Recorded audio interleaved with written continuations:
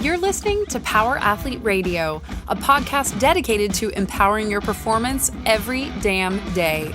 Join former NFL pro and Power Athlete founder John Welborn as he dissects the greatest minds in strength, conditioning, and more. So whether your goal is to be the hammer, destroy mediocrity, or simply move the dirt, you've come to the right place. Now with the warm-up done, let the gains begin. So let's get into this new book. Let's get into to Dark Calories. Dark Calories, the follow-up to Deep Nutrition, and really going through and understanding if these vegetables and seed oils and a lot of the things that are getting put into our food unbeknownst to us is really making as big a difference as we like to believe it is. Is it really as bad as, some people say it is? Well, let me tell you, it's worse than everyone else is saying it is, because I've been studying these things for 22 years now, since somewhere around 2002. And I've written 3 books, actually 4 books. This is my 4th now. And there's still more to say about how vegetable oils affect us, because they are the worst thing in the food supply, but it's not for the reasons that a lot of people have been talking about. Like some of the things that you touched on earlier were like this omega-6, omega-3 ratio thing. I want to talk about that because I don't know how that became the centerpiece. It is not the centerpiece, okay? Probably became the centerpiece because I was a little bit not clear maybe on my communication of what the true problem was when I started talking about this. So I'm going to be crystal clear now, and that's why I wanted to write the next book, Dark Calories. It's a chemical concept called oxidative stress. Oxidation has to do with free radicals, and it is the reason we die. Did you know oxygen is the reason we die also? Did you know that? Oxygen's a high energy molecule, and oxygen gives us energy. Oxygen fuels everything our metabolism is trying to do.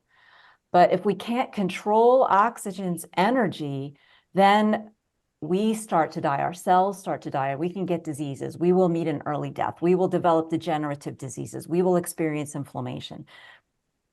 Controlling oxygen is the job of so many parts of our body. It's so essential to control oxygen, to control that energy in our body.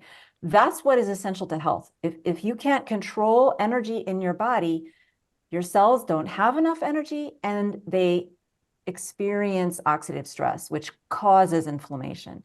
So it's a fundamental property of physics. This is not something that like we need to do.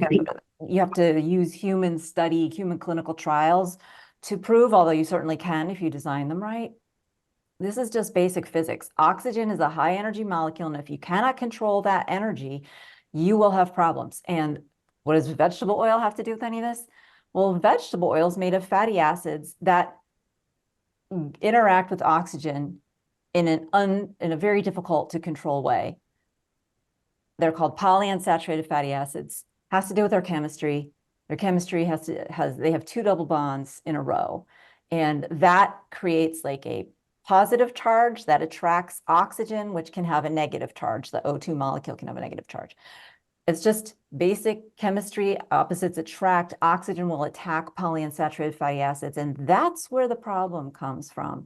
If we can't control that attack very quickly with antioxidants in our cell membranes, then our cell membranes will start to polymerize and dysfunction, and our cell will start to dysfunction.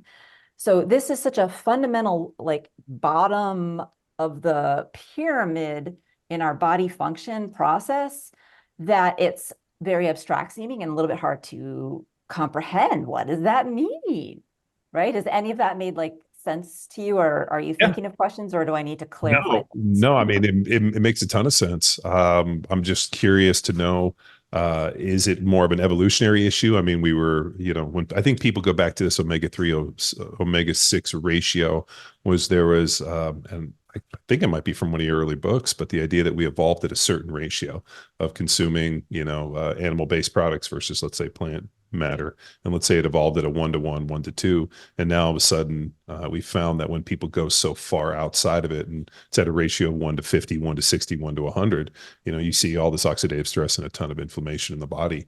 And that inflammation becomes almost like distraction and noise to the cells. I mean, the way I describe inflammation is, imagine we're trying to have this conversation, but outside somebody's running a lawnmower. And you hear Perfect. one out of every 5. Great analogy. It's like static. It's a white noise, and it doesn't make sense to the cell, and it can be very disruptive to the communication that the cell needs to have. But that has nothing to do with the ratio. You got the oxidative stress part 100% right. And yes, I probably did touch on this ratio issue in deep nutrition because it's a kind of an issue. It does determine somewhat the problems that we have. Like, for example, if the ratio was flipped, instead of getting blood clots, the ratio does cause some people some problems in certain circumstances when we're stressed, and it causes blood clots and blood clotting to happen when we have a severe infection, like an intensive care unit, like with a severe COVID. You would get blood clots, right? If the ratio were flipped, instead of clotting, we'd get bleeding. So we would still have a problem. And if the ratio were balanced, but we had as much of the seed oil, let's say the vegetables, the vegetable seed oils, the corn, canola, cottonseed, had equal parts omega-3 and omega-6, but still very low in the saturated and monounsaturated, so still a lot of PUFAs, polyunsaturated fats, then we would actually be worse off.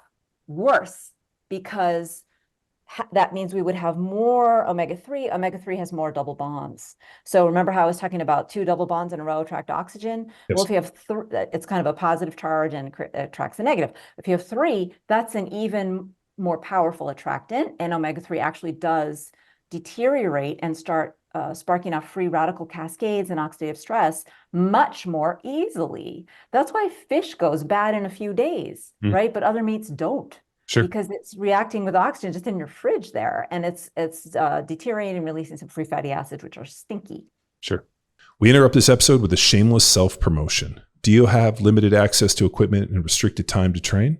Let me introduce you to Lean Enable, our Bare Essentials training program for those lean on time and equipment. Don't let limitations hold you back. Get able-bodied with our adaptive training to tackle the daily demands of life.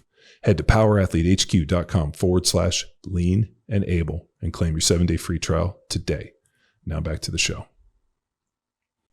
So the ratio matters, but the ratio doesn't have to do with oxidative stress. And that's, I think, where the big conversation kind of falls apart. And it's just because you kind of have to really know molecules and, know these chemical reactions.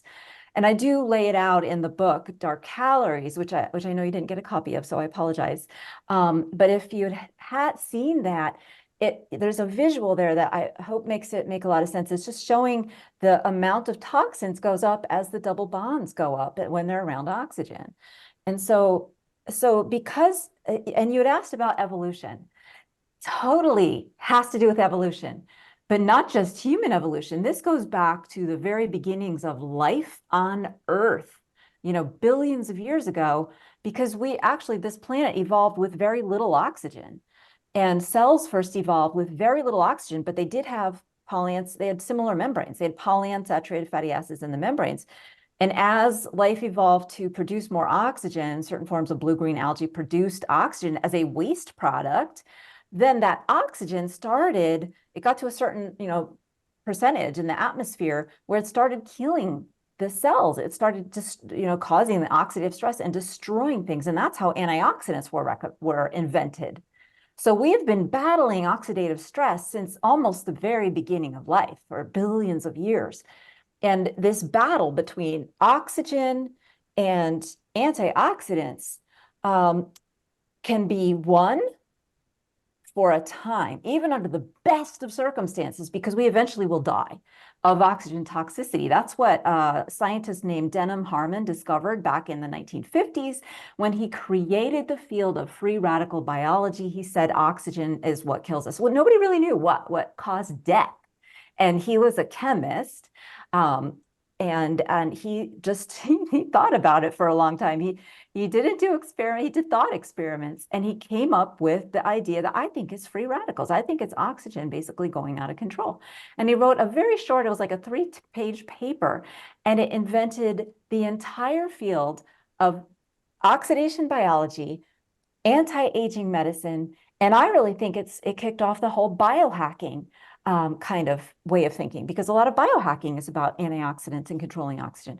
The one thing, though, that none of them are really highlighting, and I'm highlighting because I think it's the most important thing, is we invite oxidative stress and free radicals and illness into our body because we eat so much PUFA, and the vegetable oils are the worst form of PUFA. Right? If we could only get PUFA from whole foods, it might not be that bad. I don't know, that experiment's never going to be run, but we get so much PUFA from vegetable oils, and it's the worst form because soy, like a soybean, has all kinds of antioxidants protecting it in the seed. Nature's smart. Nature's been battling oxygen for billions of years.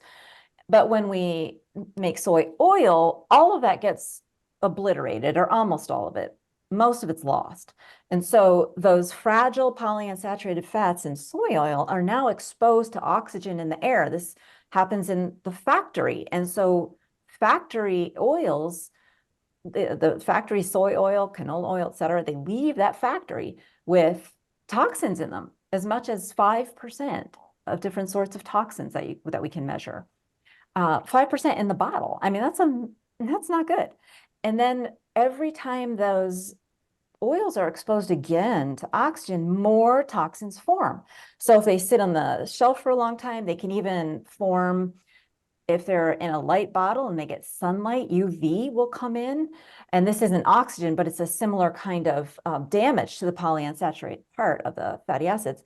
And then when we cook with them in the frying pan, or if they're used in deep fryers in a restaurant, more toxins form. If we take home some French fries or other restaurant fried food and reheat it again, more toxins form, and just more reactions keep occurring. And so the food becomes less and less nutritious and more full of toxins.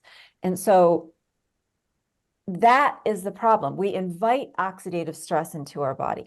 Vegetable oils, adding them into our food, is inviting disease into our body. It's inviting oxidative stress into our body. It's inviting early death, degenerative diseases, inflammatory diseases, Alzheimer's, type 2 diabetes, appetite problems, mental health problems, cancers. All of these deadly disorders, and some of them not deadly, but just still maybe embarrassing, like psoriasis, skin conditions, like autoimmune diseases that make your hair fall out, disfiguring diseases, they all come from this chemical imbalance at the root cause called oxidative stress. So vegetable oil being, the agent that gives us oxidative stress, it's oxidative stress in a bottle. And it basically accelerates the onset of aging and death to include vegetable oils in our diet. So I hope that I can get this message across, and I hope you can help me, that it's really not just the ratio. This episode of Power Athlete Radio is powered by Train Heroic, the most immersive strength training app experience on the market. We've built an online training business by partnering with Train Heroic to deliver all of our world-class training programs like Jack Street, Hammer, Field Strong, and Grindstone. To learn which Power Athlete training program best suits your goals, head to powerathletehq.com/training. And if you're a coach looking to build a business with the best training tech in the business, head to trainheroic.com/powerathletehq. And now back to the show. No, and as I was pulling up a bunch of counterpoints and going through, our vegetable oils really is big an issue. One of the key factors, and one of the first arguments they bring up is this omega-3, omega-6 ratio. Yeah.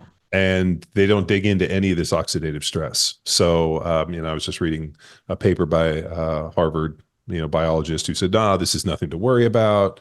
And it's amazing that, unfortunately, we're in an interesting place because, you have academics saying one thing and this, and the problem too now is the biohacking field is so full of charlatans that it's almost worse that when those people are like, oh, it's the seed oils. And you're like, you guys say everything is bad.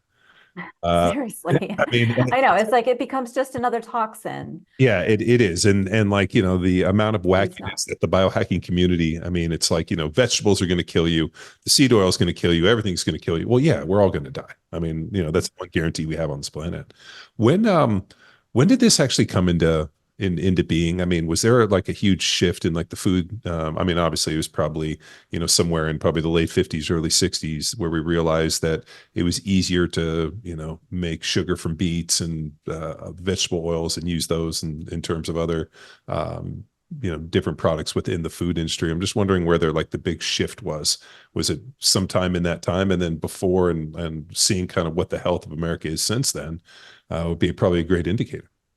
Well, you guessed it right. Yeah. So like around the 1950s, there was truly an inflection point in the amount that we were consuming.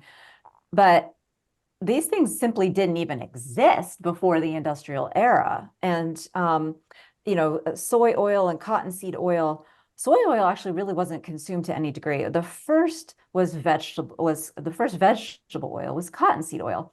And it was a byproduct of the textile industry making cotton, right? All those seeds were sitting around. They tried feeding them to cows. It killed them because cotton seeds have a toxin in them called gossypol. So they refined out the gossypol, and they found that it just was inedible. Like the oil after that refining was no humans did not like the smell. It was still disgusting.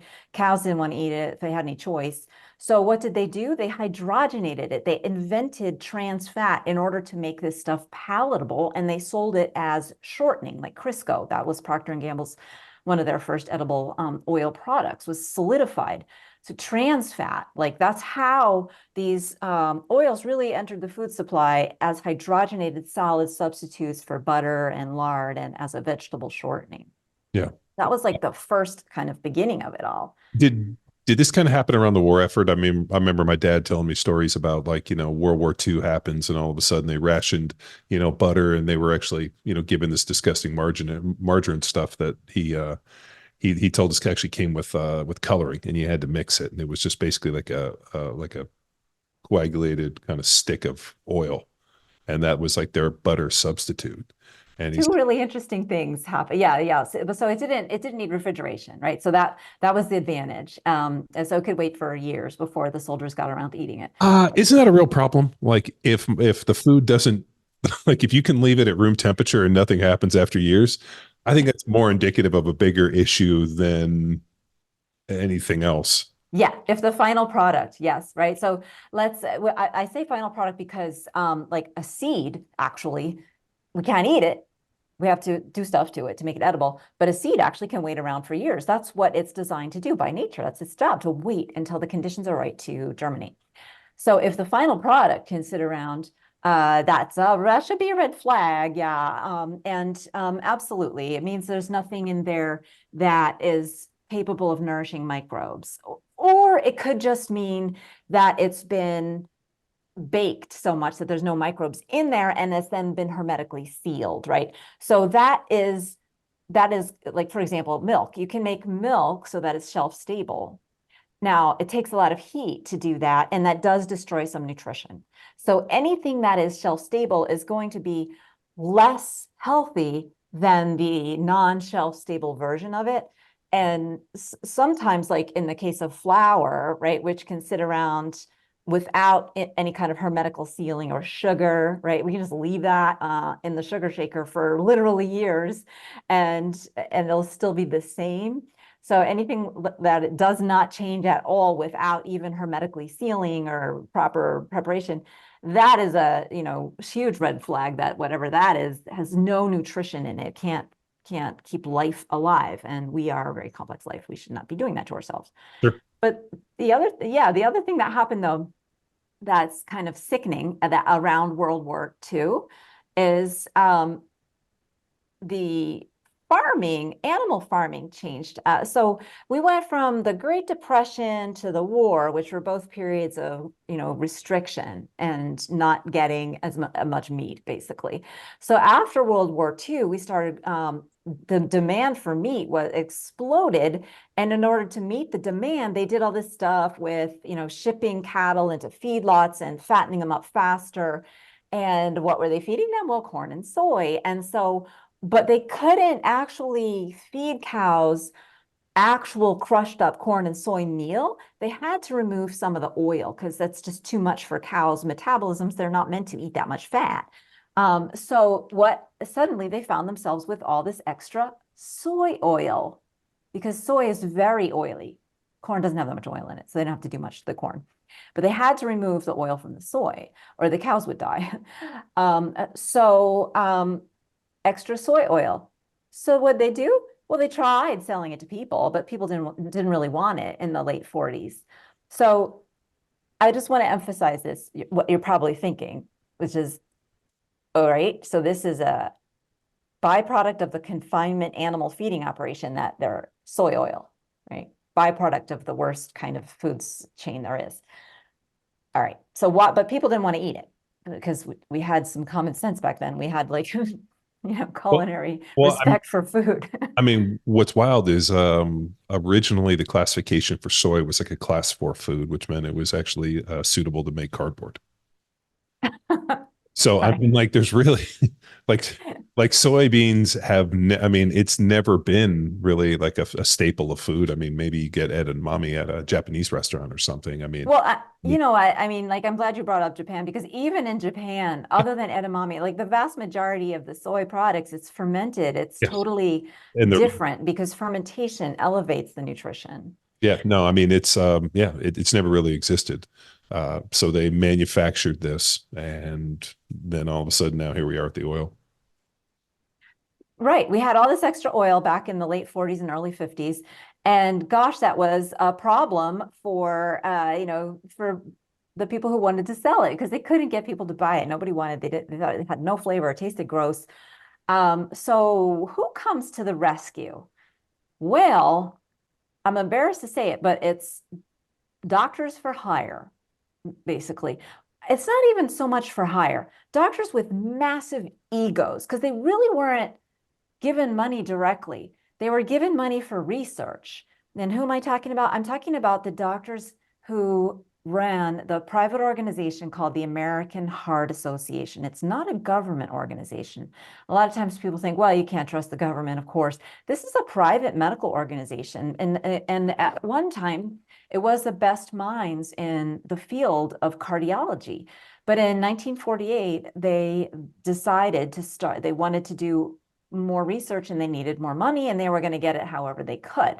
So that opened the floodgates for industry to start influencing science. And there was a huge argument because a lot of the doctors in the American Heart Association were violently against this idea because they knew about like just conflicts of interest, right? Like if you have something other than just sheer science in your mind influencing your scientific like ideas and what you're going to test out, you're no longer a scientist. And so in 1948, they voted and the good guys lost, the bad guys won. They started getting money. Who did they get it from?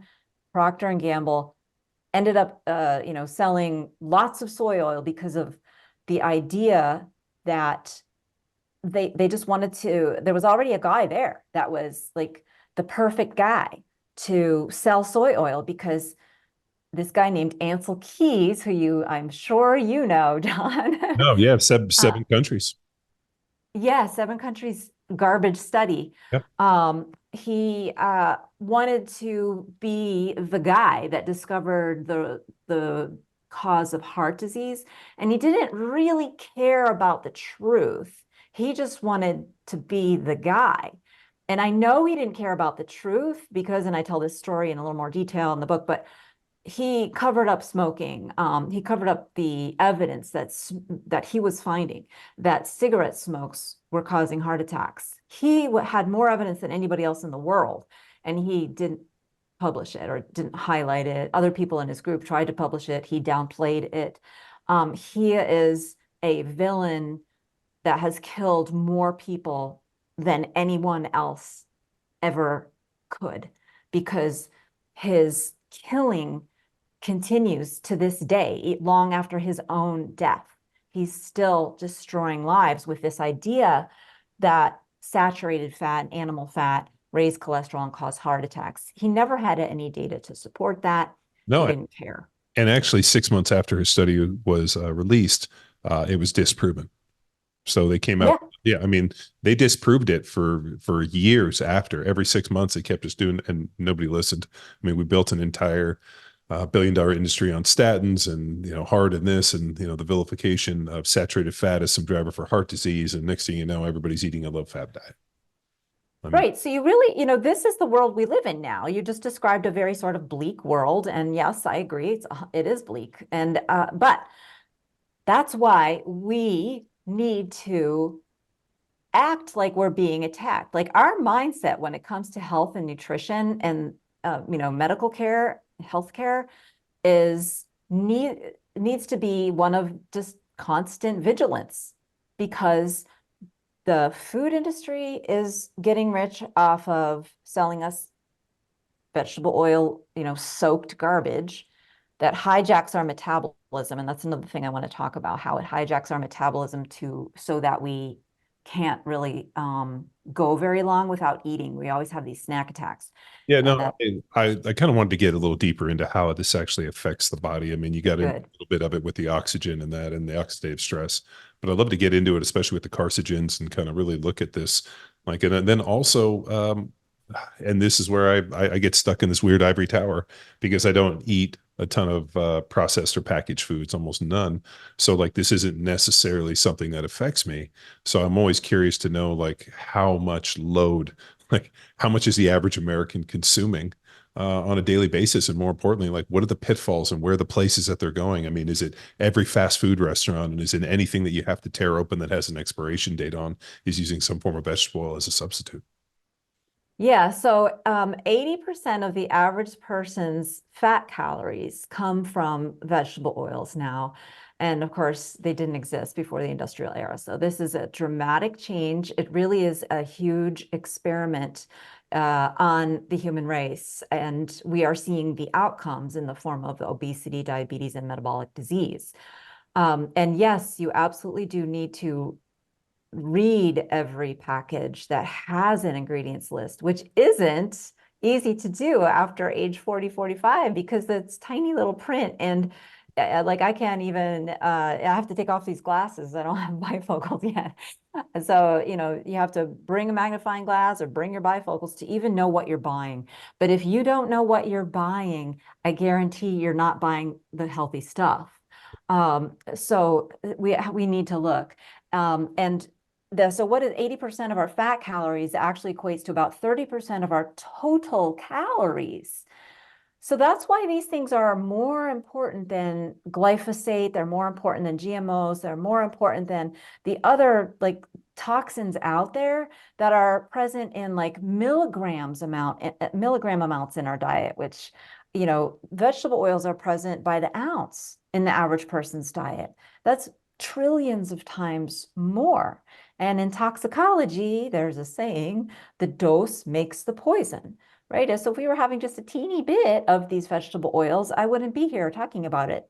It wouldn't be that bad. We'd all be healthier. But we are not having a teeny bit. And not only do we eat them on a daily basis, they store up in our body fat. And I think maybe the last time I was on your show, if we talked about my book, The Fat Burn Fix, maybe we talked about that, but I just want to reiterate that infants who get formula made purely with soy oil or corn oil have 40% of their body fat is polyunsaturated. Historically, the percent of our body fat that's polyunsaturated should be about 1, 2, 3, maybe 5%. So we have re-envisioned body fat. We have remade body fat. That is a huge experiment. I mean, that is a shocking experiment. If we had removed 80% of everybody's brain, I think people might be talking about it. Those of us who had enough brain cells left to understand, that would seem like a big deal. But we have removed a huge portion of the functionality of our body fat, the largest organ in the human body, weighing at least 40 pounds and could weigh hundreds of pounds if you're very overweight. And it is not functioning because it has the wrong kind of fats in it. Well, I mean, the fat in the system, and I think you brought up a good point too earlier about being satiated. I mean, if you consume saturated fats from animal sources, or let's say something like coconut or whatnot, you tend to stay satiated longer. But is it because these vegetable oils move so quickly through the system that people are in this constant state of hunger and constant state of feeding? That's a really good question. And the answer does have to do with their chemistry, but the reason is that they damage our mitochondria when they try to get energy out of them.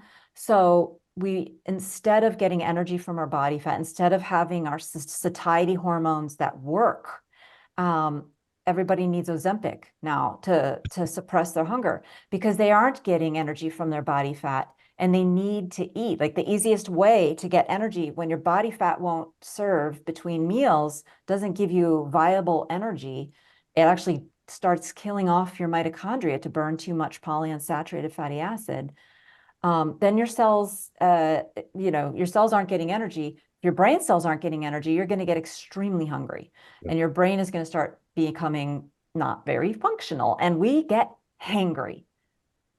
So that is the sign of metabolic damage.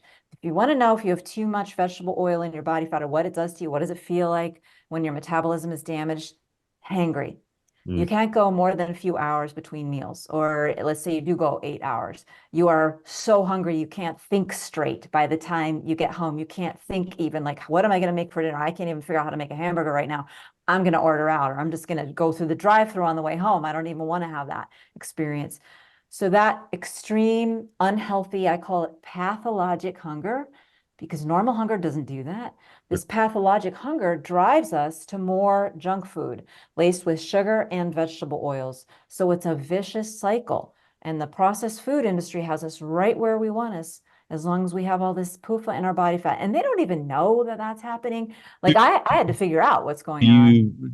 Do you believe that they don't know that that by creating these hyperpalatable foods, and you think like I am far past believing that this is just some like tragic accident. I mean, if you're a food manufacturer, you can go in and, like bring in, I always laugh at, like Facebook hiring people that work in Vegas, when they set up the casinos, they design them in a certain way, one that you can't find your way out easily, and that they like stimulate this, you can't tell time. I mean, there's a real gaming piece of this.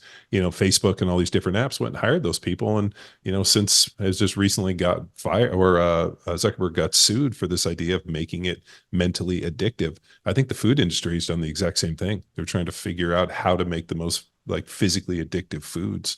And they have, but not with the PUFAs. Like they don't understand the PUFA part of it. And I can tell you that with confidence because I've spoken to people who ran ADM, right? I spoke to not McNeil. I didn't speak to him, but I know he knows certain things and doesn't know other things. Matlock, Mark Matlock was very helpful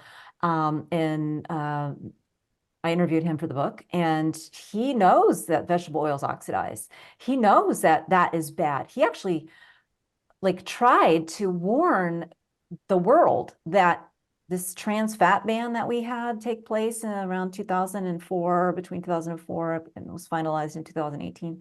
We got partially hydrogenated foods out of the food supply, but we replaced them with liquid vegetable oils. That's worse.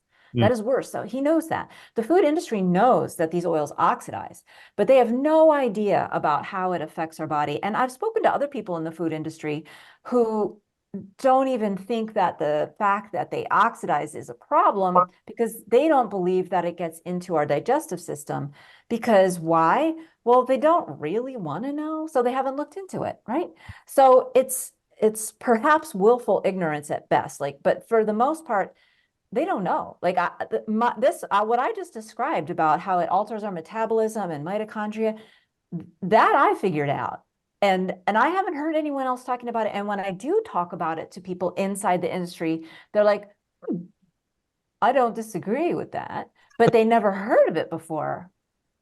Right. So I really don't think they have any clue about just how bad these oils are. They're probably like mostly proud of how they've made like things like Doritos, addicting with the different flavor chemicals, the artificial chemicals that they use to flavor it, and like the crunch and just like the combination of flavors and all that kind of that they work on. I know they do want it to be addicting, but I don't think they realize that accidentally they made it addicting just by using these oils. And that's another reason I call the book Dark Calories, because there's so much that is happening that we haven't seen, that we don't know about. It's hidden.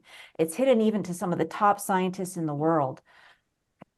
And people aren't studying them. Doctors don't even know what they are. They couldn't list them off. They couldn't list off the 8 bad ones.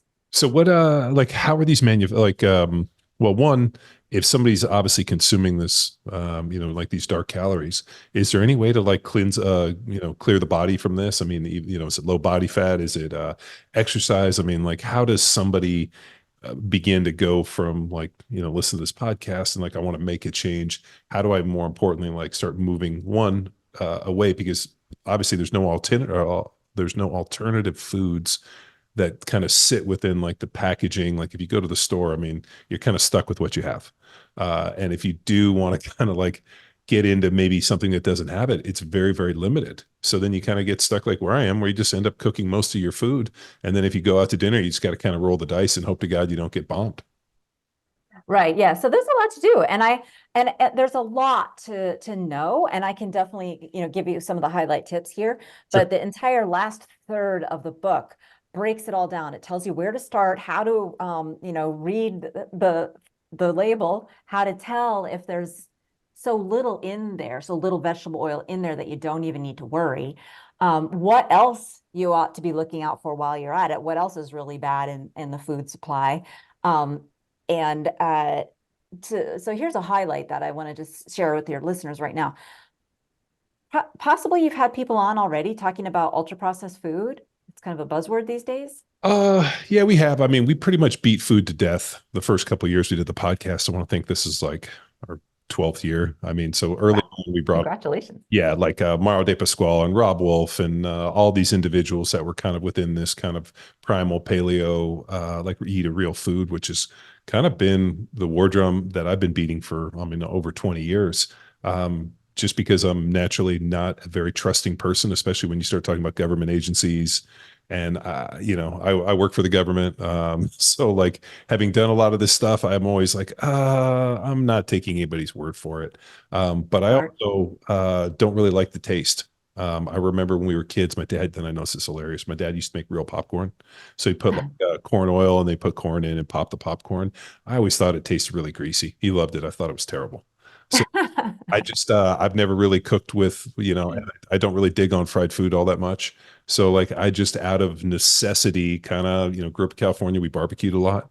So there wasn't a lot of deep frying of anything. So just that palate was never really set. Whereas, I played and worked with guys who deep fried, grew up with everything deep fried and ate a lot of that type of food. We just didn't eat a lot of fast food and we tended to cook a lot at home. So you're lucky. I mean, you had a very discriminating palate from the beginning, and maybe you have some of your parents or grandparents to thank for that a little bit. But I certainly did, and I didn't think anything had any good taste unless it was sugar or chocolate or both. And that is a damaged palate, right? And once I got the bad oils out of my life and the healthy everything in, the good fats and healthy everything else, that totally changed. I am no longer the sugarholic that I used to be, a raging sugarholic. But yeah, so ultra processed food is a buzzword. So there's a bunch of books being written about it now, and I've heard the folks who write them go all around and say, "Yeah, we know processed food is bad. But let's just avoid it. We don't need to know like exactly why it's bad." And I say that's bunk.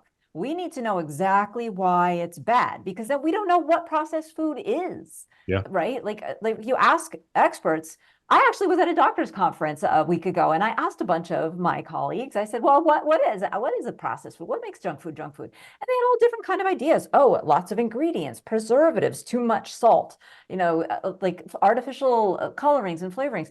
They have no idea, like, why is that bad? Why is salt bad? Salt isn't even bad, by the No. way.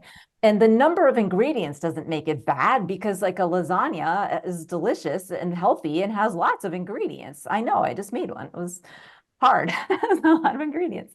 Like So where, we need to break it down more scientifically. yeah, I mean, for a long time, I mean, obviously for the last, 70 years, we've been taught that saturated fat, if you eat fat, you're going to somehow, die an early death. But then all of a sudden now, within the last, 10, 15 years, now all of a sudden everything, carbs are evil, sugar is evil.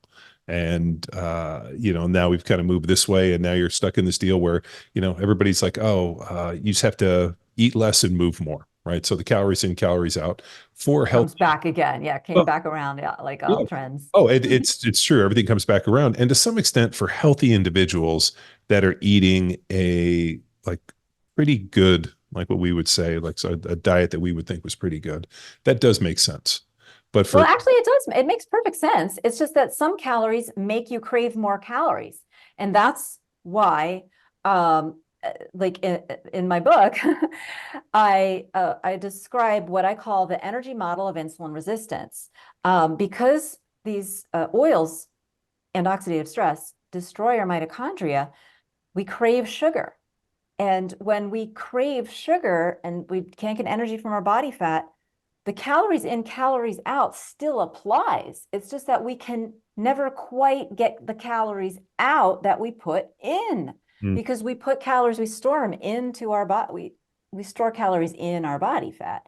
And if we can't burn our body fat for energy because our cells start to dysfunction, then we'll never get the body fat down to where we want it to. Or if we do, we're going to feel awful. And this is why people who go on a diet and lose weight can't stay on a diet, because they can't keep the weight off, right? Because you had a problem. You had a metabolic problem that caused you to gain weight. As much as people like to blame themselves, and nobody really likes blaming themselves, but they do. They say, oh, I just overdid it at Thanksgiving, or I ate all too much Halloween candy, or I had a birthday party. But that's not how nature is supposed to, like, it's not supposed to be that you're doomed because you overate a few times. The way nature would have it, if your metabolism was healthy, you would be more active, you would be less hungry. But like we touched on earlier, with all that inflammation, none of your satiety hormones work. That's why everybody needs Ozempic. Ozempic is just a blasting your body with 1,000 times the normal level of this one satiety chemical called GLP-1. And 1,000 times. That's not an exaggeration. so wait, so Ozempic just it just makes you not hungry. It's a satiety hormone that doesn't have the same side effects as phentermine and speed and amphetamine and stuff like that. So we can take such a huge dose of it like this. Yeah, so way less fun, like less of a party drug. But I've been around people. It's kind of interesting. I can tell who's on Ozempic because they're never hungry. I've been around a few people, and like they go out and they're like eat it, like, oh, I'm not hungry. I'm like, dude, it's dinner time. You guys want to go like someplace, and especially go to a nice restaurant and they don't eat anything. And I'm like, oh, you're taking the Ozempic, huh? They're like, oh, Right. And I don't think that's a good, I mean, honestly, I've used Ozempic as a diabetes drug. I've used it as an adjunct to the kind of diet that I recommend. But if you're still eating vegetable oils, taking Ozempic can really do you a lot of harm, because you're going to be burning off body fat that the only reason you have this extra body fat is because your cells couldn't use it for energy. And you're going to be forcing your cells to choke on this stuff that's going to harm them. And we're going to find that people are getting cancers, they're getting degenerative brain disorders, degenerative neurological disorders. We're going to find that people who've taken Ozempic and haven't made other any effort to avoid the vegetable oils or improve their nutrition in ways that control oxidative stress, which is the ultimate root cause of all this stuff, we're going to find that they have problems down the road. I can't tell you exactly what, but I would suspect it would be things, just more of the same that we're already seeing. People, we don't even know the long-term effects of taking 1,000 times this GLP-1 appetite suppressant. When you get off of it, what is your appetite going to be like? Is it going to, like, some people might have an insatiable appetite for life. Like, we don't know. Like, some people might be okay. It might kind of, if they do follow a healthy diet, everything might work out. But it's going to be variable. We're trying this experiment on the human race, and we're going to find out the results of this experiment. And I don't think they're going to be so great. Yeah. Because it's an experiment on top of an experiment. The vegetable oils themselves are an experiment. I mean, we're living 30% of our calories. We're living on industrial products that have no nutrition and contain toxins. How is that not a large human clinical trial? Like, I've heard people who are debunking this whole seed oil argument saying, well, we don't have any human clinical trials. And my thing is, like, how do you not see that we're living in one? This food didn't exist. By definition, it is an experiment. It's never happened before in human history. People don't even know they're involved in this experiment. Doctors don't even know what's going on. And it came out of a science lab. How is that not an experiment? Have they done any experiments? Have they done any experiments with, like, I'm trying to think of how controlled experiments. Well, like, there's really no way to do a control on this. You know, well, there was. They did. Oh, okay. Yes. The answer is yes. Oh. They did one. It wasn't favorable, so they buried it and they never talked about it again. How did you know? Did I tell you this before? You heard about this? No. I've heard this story before. This isn't my first rodeo. Okay, so it is the you may probably know the study. It's the Minnesota coronary experiment, and it was Chris Ramsden at the National Institute of Health who discovered that a huge double-blinded clinical trial had been like funded, and he couldn't find evidence that had ever been published. So, long story short, they buried the data. They did publish it, but they didn't really publish the truth. So he dug up the data. And in 2016, in the British Medical Journal, he reported on what was left of the data, which there was enough to see that the people who got more vegetable oil and didn't have the saturated fat died more often. And it lowered their cholesterol, and they had more cancer and more dementia. It wasn't clear if they had more heart attacks. And I think there was just so much tampering there that could have happened in the intervening years with the evidence. And they actually probably did want to, conceal some evidence. But there just wasn't easy to tell on that one. Who knows? But it was clear that these cholesterol lowering oils, supposedly cholesterol lowering, they actually did lower cholesterol. That was one thing that this was a complete success, but it killed you. But why are we still attached to this idea that somehow low cholesterol? I mean, when you look at cholesterol, like, our body produces more in a single day than we could ever consume. So, like, dietary cholesterol is such a moot point. And people that have high cholesterol, I mean, who's to say it's necessarily bad? I mean, I know it's effects with triglycerides. If triglycerides are low, particle size is big, and, it becomes kind of a non-factor.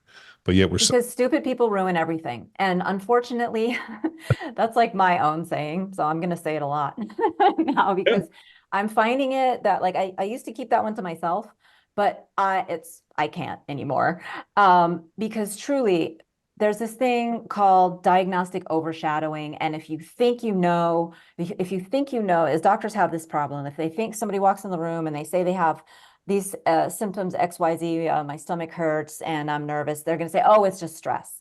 And even if they actually have cancer, the doctor's not going to consider cancer because of diagnostic overshadowing. They already have an explanation in their minds.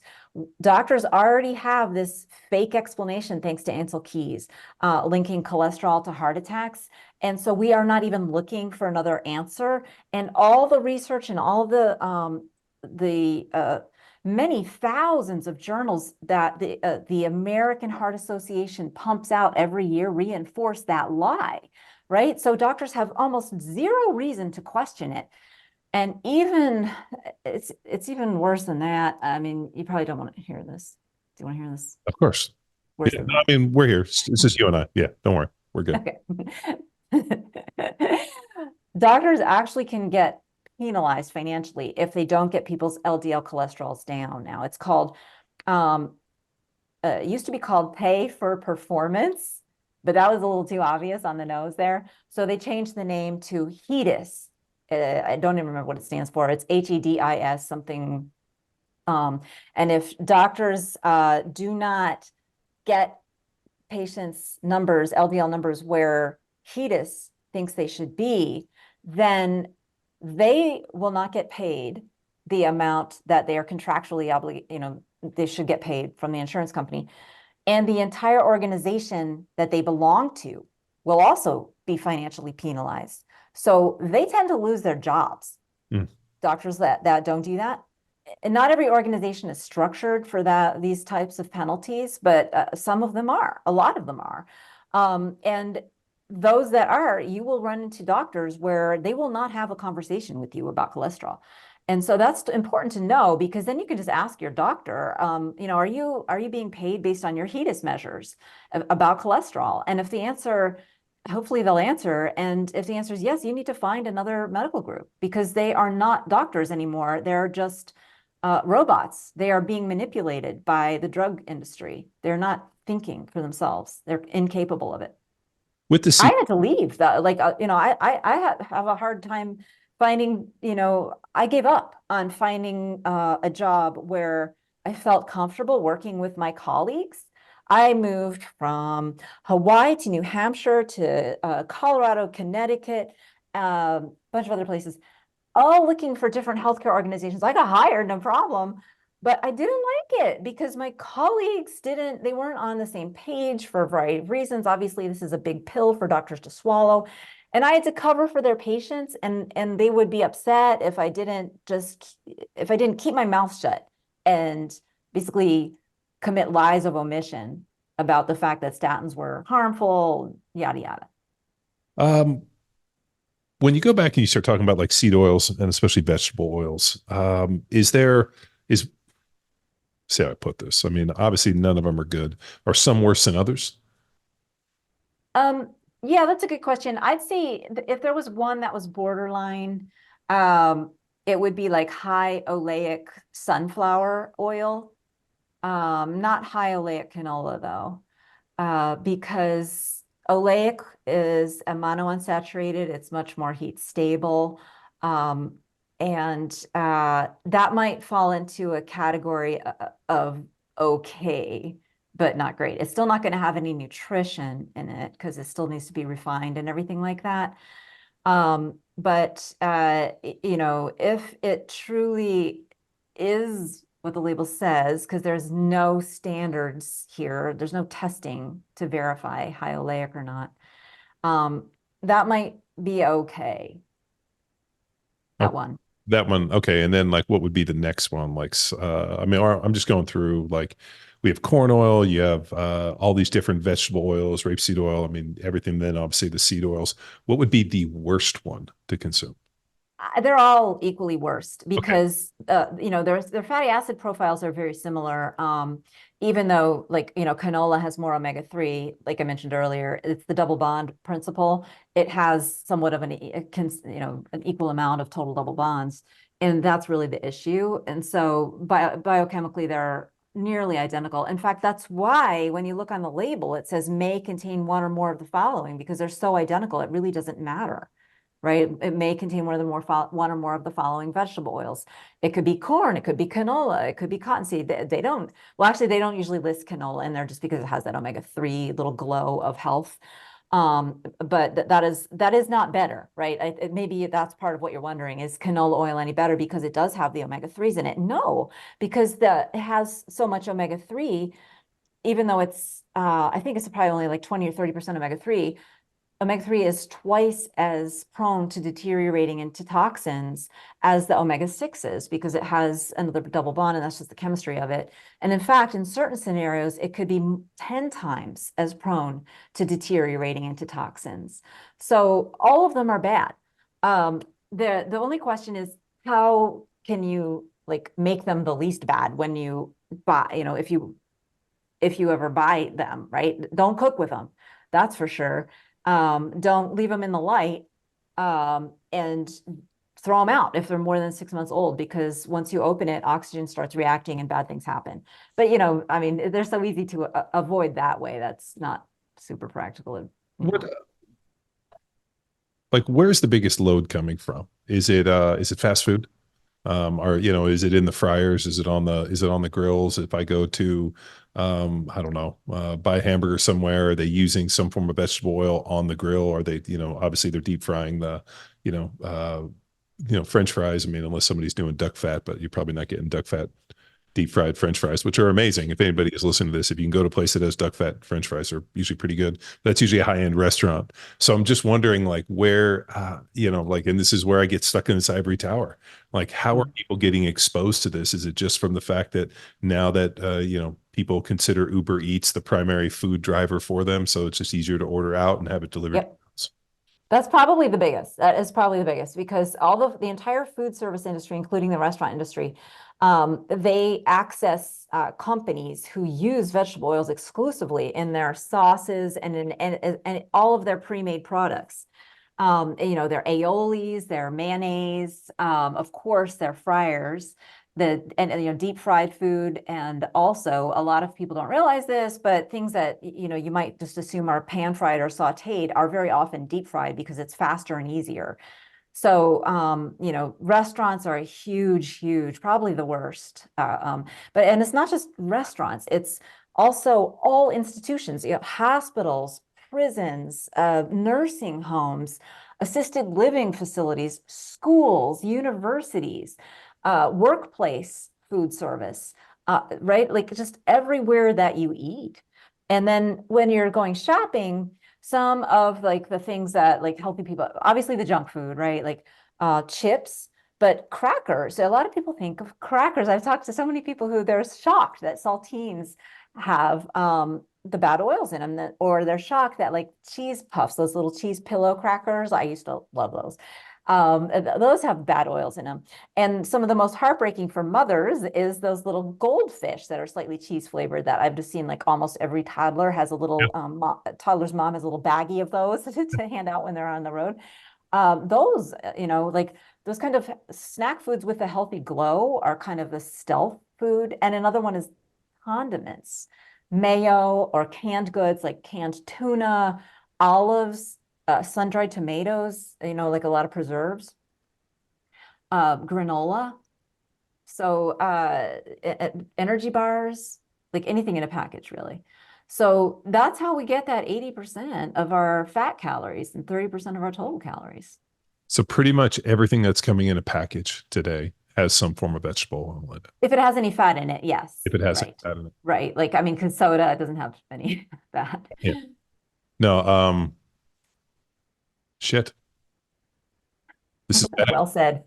No, I mean, it's like I mean, when I started a power athlete, I always go back. The old power lifter that trained me in high school was this Greek guy, and he was obsessed with this idea that nobody ever got strong eating out of a vending machine. If it's one ingredient, if you have a diet of just one ingredient, it's like chicken and beef and lamb and this, and everything had to be one ingredient. And if you had to have like just maybe one ingredient added to one ingredient, like if you have rice or salt on it or something. And so I always grew up in this idea of like eating whole food, and not to say that we did that 100% growing up, because Oreos and other, my dad loved cereal, like packaged cereals. But like, I also wondered back at which point were those foods a little healthier? And now it feels like, it's in everything. Like, has it always been in everything? Like, no, McDonald's used to use tallow in their fryers. Oreo cookies used to be made with coconut fat. Yeah. Twinkies. Actually, I think it was animal fat. It was lard. When we originally got them, they had animal fat and lard in them. And I remember my mom at one point said, "Oh, they put vegetable shortening. They changed the Oreos to vegetable shortening, and they're not as good."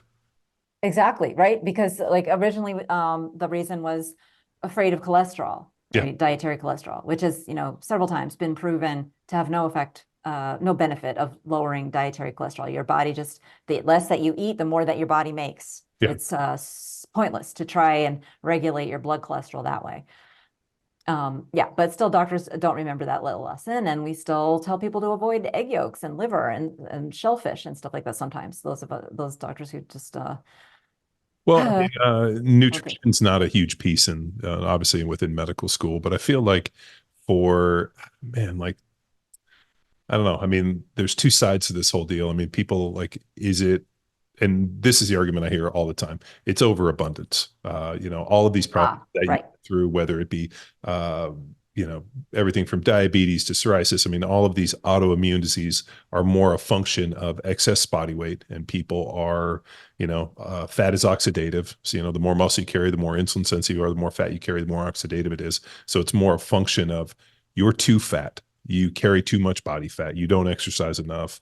If you just ate the exact same diet, but you ate it in half and were able to lose weight, you would instantly be healthier, which is kind of seems insane to me. Where I like, You don't think it's just body fat? You think there's some qualitative differences? 100%. I had and Yeah. I'll use an example. I used to train with these bodybuilders back in the day, and in the off season they would eat, shakes and packaged foods and bars and just fucking anything they could get a hold of, and they looked kind of gross. And then the minute that all of a sudden they needed to get in shape for their bodybuilding shows, they would throw all that stuff out and eat whole foods. And I remember asking them, I'm like, wait a minute, like this is crazy. And they're like, no, you can't get lean on that stuff. We do that out of convenience. When you have to get in shape, these are the foods you have to eat. And I thought it was always interesting that there was a food component on it. It wasn't they just kept eating less of the bad stuff. So Yeah, right. Exactly. Yes. Of course, there's a quality difference. And, there's this whole healthy at any size movement now, body positivity. A lot of which is overweight women are saying, but, the sad reality is that we're living in a world where we're unhealthy at any size. So the vast majority of folks already have a condition called insulin resistance. When you test the population, you find way less than 1% even having a normal insulin resistance score called a HOMA-IR score. And I have the evidence for all that in the book. But this means young people too, right? Like this isn't just adults. This is children of normal weight who are already insulin resistant. It's just that we don't even yeah, have a clear we don't do definite. blood work. Yeah, we don't We do. don't do that blood work. And even if we did, different people set a different normal level for fasting insulin and the different normal levels for all these scores, because our population has been getting sicker and sicker. So the people who do a lot of normal levels are set by population averages. Now that doesn't make sense to do on a population that is unhealthy, but they do it anyway. So like that's how the logic I use to figure out what I think is a normal level is based on back when we were healthier and also some other mathematical things. When were when were we healthier? We were healthier back in the 70s because that was kind of before the biggest low fat craze. But truly, we were healthiest. The healthiest generation, I think, is almost just dying out already. It was the greatest generation that were born in around the turn of the last century. Sure, they had to live through the Great Depression, but they were nourished on everything was organic back then. There were almost no seed oils in the food supply, at least not liquid, and which is the worst form. And as long as they weren't like at the poverty line where they weren't getting enough nutrition, they were not getting toxins. And so that's why we had like lifespans increasing there throughout the whole 20th century. The longevity kept getting better and better and better and better because people were born into this healthy, toxin-free world back at the beginning of the 1900s. But now here we are 100 years later, where the people born after the year 2000 are born into this seed oil infused world. And we are like children are completely doomed. I mean, I hate to say it, not all of them, but they have really no chance at living at the normal human lifespan, and certainly not the normal human health span, having grown up on vegetable oils. It's so tragic. But not only have they grown up on it, like I talk about in my other book, Deep Nutrition, their parents had this stuff and it affected their DNA. So they had mutations affect their development. And I think this is why we have so many like just strange things happening to children now where they aren't even sure what sex they are. Like, sure, some of it is part, this fad that's happening where it's like cool now to be intersex, but I think some of it is they look in the mirror and they don't look either feminine or masculine because of the bad diet has changed just their skeletal development. And that can happen. That is not theoretical. And I talk about that in deep nutrition because what I'm doing in my books is I'm bringing forth the voices of other scientists who are not in the nutrition conversation, but should be. And so I'm bringing forth in deep nutrition, I brought forth the voices of epigeneticists who were warning about changes to children's DNA and future development. And I brought forth the voices of anthropologists who know that that humans eat less nutritious diets, less protein, specifically less animal products, our skeletons shrink, our skulls change physically, structurally. That's how they know partly what their diets were. These are not debatable, not theoretical ideas. They're just not been part of the nutrition conversation. And that's what I like to do is like see the big picture and bring it all together and tie it all together so we can at least understand what is really happening to us. Because if we don't understand it, we can't do anything about it. Well, I mean, like we can't put the genie back in the box. I mean, it's not as if we're going to go scuttle the food industry. And the problem is they have a vested interest in making profits. So being able to point out that, hey, the way that you guys are getting your fat and the food sources are just killing your consumer. I mean, you're basically fattening your hogs up to take them to slaughter. The problem actually, you know what, John, isn't the food industry, it's the medical industry. Because, everybody thinks doctors don't learn about nutrition, and I didn't learn a whole lot, and I kind of believe that. But you know what? Doctors learn almost everything that dietitians learn. We just don't learn as much about how to calculate somebody's calorie counts and exact vitamin requirements and stuff like that. But any app can do that. Probably Chat GPT can do that now. But so we do learn what dietitians learn. The problem is we learn fake nutrition. We learn that salt causes hypertension when there's very little evidence that it actually is the root cause. We used to learn cholesterol clogs your arteries, but it doesn't. So we are convinced that we know nutrition, but it's wrong. So doctors are the problem. And in fact, one of the industry insiders that I spoke to for my latest book, Dark Calories, he said, I asked him point blank, I said, why aren't you guys recommending that we just go back to animal fat? Since this was actually after a long lecture where he was describing how difficult it is to make seed oils not turn into toxins.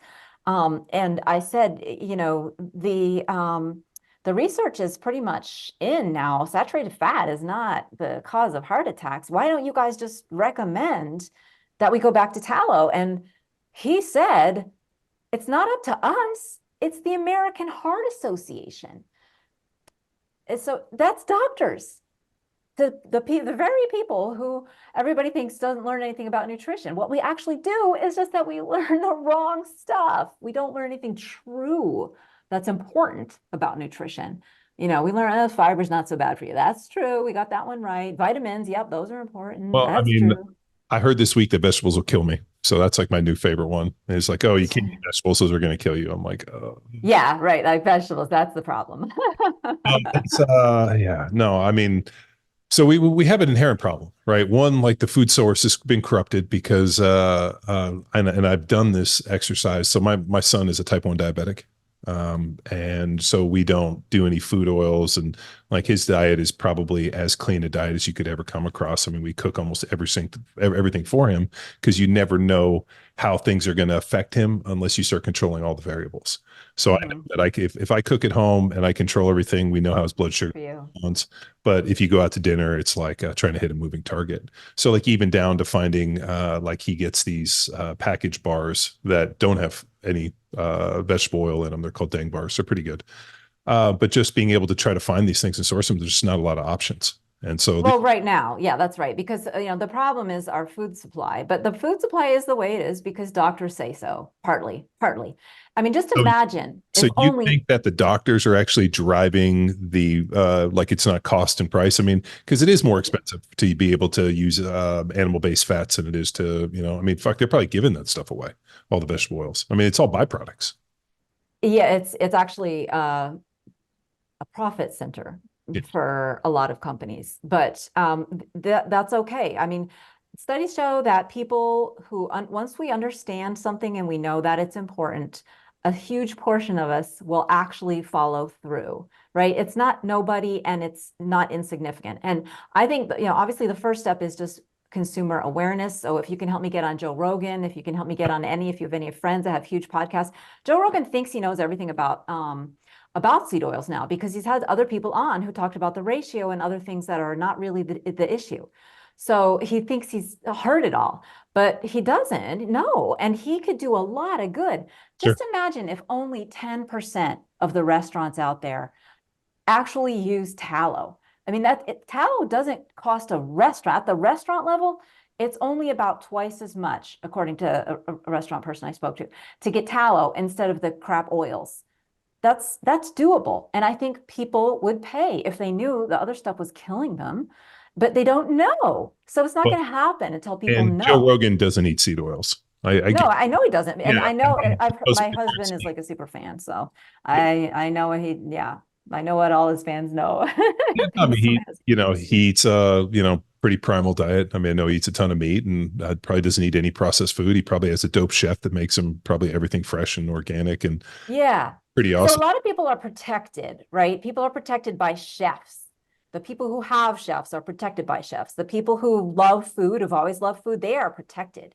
But they are less than 1% of the population. And I think that people who have platforms, it's their, like Joe Rogan or like other people, I can't think of any of them right now. My mind is just going blank. But it's their moral duty to have me on their show to help the world understand the truth about these dark calories that no one else can tell them. Well, I think you're going to need more allies. So you're going to have to try to get more people onto it because Yes. if Will you be my ally? 100%, if you do just a simple Google search, are seed oils bad? The amount of people with credentials, MIT and Harvard. I know you're a Cornell grad. They go through and oh no, it's not as big a deal. And then the minute you get into anything that talks about seed oils being bad, it's like cosmic animal, something, and it's this kind of like hippy dippy biohacking, almost like conspiracy theory. Which I feel like does more disservice to any of these things. Like the biohacking space, I think started with a desire to try to, increase people's longevity and do good things. And then people just got crazy. You got Dave Asprey talking about injecting urine into his body, and you got all of this fucking just nonsense. I recently went to a longevity conference that got put on by a Adil Khan, and like some of the stuff was such fucking bullshit, and he had a pretty amazing message, and there was some really great information, but I feel like it gets overshadowed by I don't know if they're opportunistic, crazy people or charlatans, but it just feels very hacky, and I'm like, this isn't what I want. So, well, you pinpointed it. I mean, doctors are the problem. They are also the solution. And so, I would love to make presentations at hospital grand rounds. If there's any doctors that or that listen to this show, I would love to do a presentation and just help your colleagues understand what's really making everybody sick.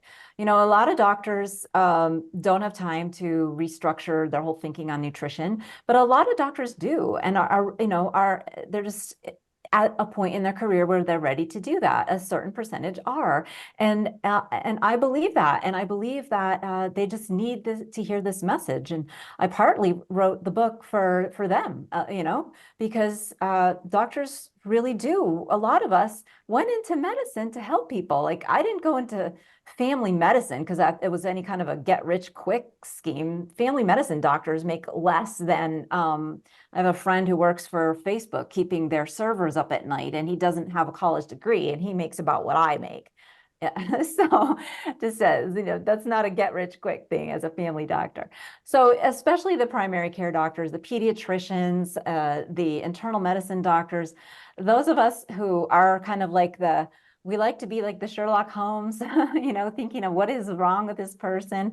The root cause is oxidative stress. And it's so empowering to know that, whether you're a consumer or in the healthcare space, it really helps make a lot of sense about a lot of these differing claims, oh, you need to be vegan, or oh, you need this supplement or that supplement or whatever. Well, I always go back to nutrient density. I mean, a big issue we're running into now is the food is not nearly as nutrient dense today as it was 100 years ago. So we're Yeah. getting into people that are just micronutrient deficient. The amount of blood work that I look at, through just whether it be different consults or helping people with performance, like everybody's blood work is kind of fucked up. And there's a ton of micronutrient deficiencies that, people in their 20s should not be dealing with if you're eating a fairly healthy diet. And then when you look back at and you start kind of pairing these up with food logs, you're eating a pretty clean diet, or at least a nutrient dense diet, as the way I would interpret it. We're just not seeing it on this side. So something's either blocking receptor sites or the food's just not as nutrient dense. Health comes from the earth, and we have somewhat abused the earth, and both political parties pay no attention to the earth. They're equally willing to pollute and destroy the soil and mine the soil for nutrients and help grow crappy food. We can't wait for the government. We can't wait for associations. We can't wait for anyone else. If you care about food and you want healthy food, then, you just have to make it a priority in terms of at least the time. And you don't have to do everything perfect, because even though it's not organic, when they do head-to-head studies on the nutrient value, the organic comes out slightly ahead, most of the time, or some of the time, but some of the time it doesn't. Just because if it's not organic, then you can add more like chemical fertilizers, and sometimes that does translate to maybe a little more nutrition. But let your taste buds be your guide. You should enjoy food, right? And if you want to eat more, my big belief, yes, 100% about nutrient density. Flavor is nutrition. We're saying the same thing, just using different words. I've always said flavor is nutrition. If something has a really intense flavor, it's more nutritious than something that doesn't. Like flour has no Unless taste it's at all. Doritos or something that's hyper. Yeah, unless it's artificially flavored. That's absolutely the caveat there. I think one of the best points you made was, if something is completely shelf stable, that it'll survive at room temperature on the shelf. Like the amount of chemicals and different things in it to add that shelf stability makes it almost completely foreign to us and almost no use to us. So Right. that is a pretty powerful thing where you're like, well, dude, it's been sitting on a shelf for 3 years. I mean, like I just listened to a podcast on microplastics. One of the worst culprits is plastic water bottles, because they bottle them and they sit around for as long as 2 or 3 years before they get to the consumer. And they're not in the dark. They're often right in the light, and that UV deteriorates that Yeah, seed in plastic. yeah, and they were actually saying, as a guy went through it, that our digestive tract is extremely robust and thick. So when you drink it, he goes, it's a problem, but not nearly as bad as actually inhaling it. And the biggest issue that come from inhaling it is obviously, microplastics in the air from laundry. So right. all of our clothes, microplastics, you heat them up, they're in the laundry, and then that gets put into the air. And then because of the lungs being just like one cell membrane thick, it's easy to absorb that stuff. So that's really how people are getting poisoned with microplastics. It comes from the clothing. And I'm like, fuck, we've pretty much, out of this desire to create more durable plastic, or micro fleece and all this other stuff that has plastic in it, and now all of a sudden the seed oils, we're effectively poisoning ourselves on almost every single turn. Yeah, and that comes from this mentality of, the earth is here for our disposal, right? And without respecting it. And that was like the big schism between Native Americans and the settlers. If it weren't, for that, they might all got along and we'd be in a different world right now. Yeah. But the Native Americans and all indigenous people, they know where their food comes from, but we've forgotten that. And look what it's doing. So if people want more information, what's the best way to, I mean, obviously it's going to be in Amazon, and we'll put up a bunch of links to Dark Calories, but where can people get a hold of you? How can people learn more? Please come to my website, which is drcate.com, and that's spelled DRCATE.com. And subscribe to my newsletter and or sign up for my free resources. That's how you subscribe. There's like a big orange button. Just remember the big orange button, click on that.